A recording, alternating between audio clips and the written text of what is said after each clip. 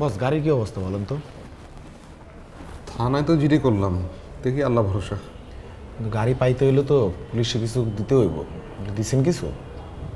আচ্ছা সেটা আমি দিলাম, কিন্তু তারপর এটাও ঠিক, কিন্তু মনে করেন রিসেন্টলি এত অহরহ এইসব ঘটনা শুনতেছি, মনে করেন পুলিশ গাড়ি পাইলো বা মনে করেন বেচে, আবার আপনি ওই দিক থেকে টাকা দিলেন, ওই দিক থেকেই ওর প্রফিট। কি মনে হয় টাকা পয়সা দিলেও তারপর আপনি পাইবেন গাড়িটা? কি করবো তাহলে এখন? আমার এক এলাকার এক বড় ভাই আছে, উনার এরকম বুঝছেন সেকেন্ড হ্যান্ড গাড়ির ব্যবসা আছে, এবং মনে করেন এরকম রেগুলার ওনার কাছে খবর আসে এরকম চোরাই গাড়ির।